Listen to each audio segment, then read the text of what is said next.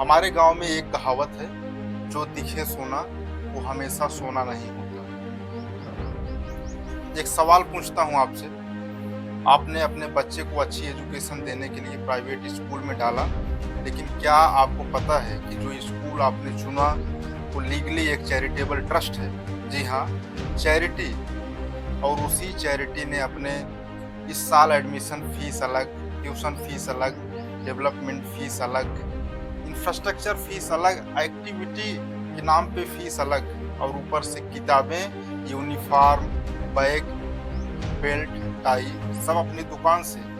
तो सवाल यह है, यह चैरिटी है या बिजनेस? बैठिए, थोड़ा पानी पीजिए और सुनिए पूरी बात। अप्रैल 2026 दिल्ली सरकार ने प्राइवेट स्कूल को एक कड़ा आदेश दिया। आदेश यह था कि कोई भी स्कूल पेरेंट्स को यह नहीं कह सकता किताबें, यूनिफॉर्म, बैग हमारी दुकान से ही खरीदो। यह आदेश क्यों आया, बताते हैं पूरी बात। नमस्कार, मैं हूं कृष्णकांत, आप देख रहे हैं YBF टीवी। पेरेंट्स की तरफ से लगातार शिकायतें आ रही थी। कुछ स्कूल बच्चों को किताबें, guides, tie, belt, notebook, uniforms इत्यादि अपने स्पेसिफिक वेंडर से खरीदने के लिए मजबूर कर रहे थे। और वो वेंडर कौन था? स्कूल का अपना आदमी। गांव में जब कोई दुकानदार तराजू में हेरा फेरी करता है तो पूरा गांव जान जाता है और उसकी दुकान बंद हो जाती है। लेकिन गांव और शहर में बने प्राइवेट स्कूलों में यही काम स्कूल मैनेजमेंट करता है और कोई कुछ नहीं बोलता, क्योंकि डर है। और वो डर है बच्चे का डर। अगर स्कूल से निकाल दिया तो इसी डर को लोग बिजनेस बना लेते हैं। पूरा खेल क्या है? इंडिया में प्राइवेट स्कूल्स का खेल बहुत पुराना है। कानूनन हर प्राइवेट स्कूल एक no profit no loss institution है। मतलब यह स्कूल प्रॉफिट नहीं कमा सकता, लेकिन असलियत में इन स्कूल्स के पीछे सेल कंपनीज हैं जो ट्रांसपोर्ट, कैटरिंग, यूनिफॉर्म इन सब पर 400% मार्कअप पर सप्लाई करती हैं, और इस तरह स्कूल का सरप्लस पैसा बाहर निकाल लिया जाता है। मतलब स्कूल ऑफिशियली नॉन प्रॉफिट रहता है, लेकिन स्कूल के मालिक बहुत अच्छे से कमाते हैं। चैरिटी का लेबल और बिजनेस का दिमाग, इसे गांव में कहते हैं। वो कुआं खोदता है और पानी भी बेचता है। अब मान लो जैसे गांव में कोई रामलाल है, अपने बेटे को शहर के प्राइवेट स्कूल में पढ़ाना चाहता है। और पहले आया, एडमिशन फीस दे दिया, फिर आई ट्यूशन फीस, वो भी दे दिया, फिर बोले डेवलपमेंट फीस क्या होती है पता नहीं, लेकिन दे दिया, फिर इंफ्रास्ट्रक्चर फीस, स्मार्ट क्लास के पैसे, फिर एक्टिविटी फीस, बच्चा डांस सीखे या ना सीखे पैसा तो दे दो। और सर्वे क्या कहता है?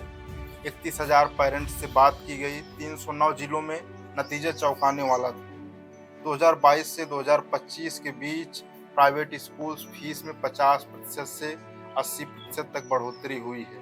जरा सोचिए, 3 साल में फीस लगभग दोगुनी। रामलाल की तनख्वाह वो जस की तस। दिल्ली के DPS RK पुरम जैसे स्कूल में सिर्फ एडमिशन के लिए 25,200 रुपये देने पड़ते हैं, और एनुअल ट्यूशन फीस है 1,09,200 रुपये। यह सिर्फ ट्यूशन फीस है। जब सब जोड़ते हैं टोटल अमाउंट लगभग दोगुना हो जाता है। बताओ रामलाल जाए तो कहाँ जाए? अब बात आती है किताबों वाली लूट की। यह सुनकर आपका खून खौल उठेगा। हमारे गांव में किसान बीज खरीदता है बाजार से जहां सस्ता मिले, लेकिन इन स्कूल्स ने क्या किया? बोला हमारी दुकान से किताब लो, हमारी दुकान से यूनिफॉर्म लो, हमारी दुकान से बैग भी लो, बेल्ट भी हमारा और टाई भी हमारी। दिल्ली के एजुकेशन मिनिस्टर ने खुद कहा, इन चीज़ों की कीमत मार्केट में 2 से 3 गुना ज़्यादा होती है। मतलब बाजार में 100 रुपए की किताब और स्कूल की दुकान पर 300 साढ़े 300 रुपए में।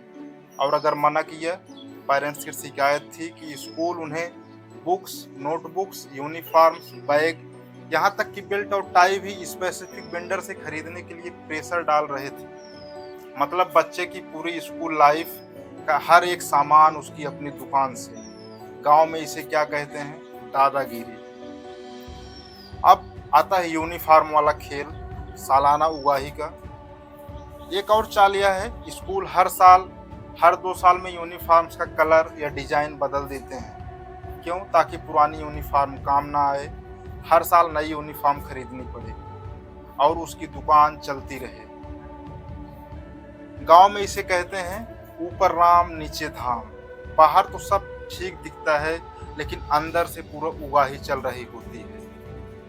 अब आता है किसी टीचर बेचारे का हाल।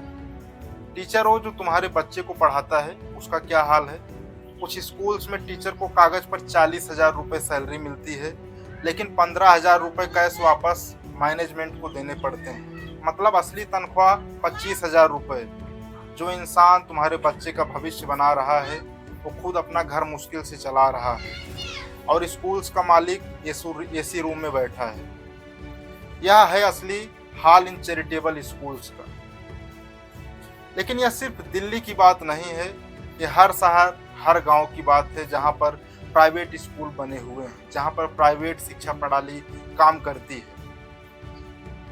यही हाल पुणे, बेंगलुरु, गुड़गांव, लखनऊ जैसे तमाम बड़े शहरों का है और इसके जद में अब गांव भी आ चुके हैं।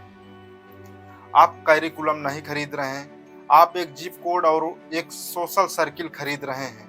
मतलब स्कूल एक स्टेटस सिंबल बन गया है और उस स्टेटस की कीमत वो आप चुकाते हैं हर साल बढ़ती हुई फीस के रूप में। गांव वाले इसे अच्छे से समझते हैं, लेकिन अब कहीं न कहीं वो भी इसके शिकार बनने लगे हैं। पानी पिलाना पुण्य है, लेकिन जो पानी बेचे वो व्यापारी है। यह स्कूल्स पहले पुण्य का दावा करती थी, लेकिन अब पूरी तरह से व्यापार करती हैं। गवर्नमेंट ने एक राहत दिया है। दिल्ली सरकार ने आखिरकार इन स्कूल्स की नकेल पकड़ी, आदेश दिया कि कोई स्कूल पेरेंट्स को किसी एक दुकान से सामान खरीदने के लिए फोर्स नहीं कर सकता। हर स्कूल को कम से कम 5 अलग अलग दुकानों के नाम देने होंगे। यूनिफॉर्म भी अब 3 साल तक नहीं बदली जा सकती और फीस रेगुलेट करने का नया कानून 2026-27 एकेडमिक सेशन से लागू होगा। कानून बनाना और कानून लागू होना दोनों दो अलग अलग बातें हैं। हमारे माँ बाप ने क्या सपना देखा था, बच्चा पढ़ लिख कर कुछ बनेगा। उस सपने के लिए उन्होंने खेत बेचे, गहने गिरवी रखे, कर्ज लिए और आज उसी सपने को यह लोग प्रोडक्ट बनाकर बेच रहे हैं।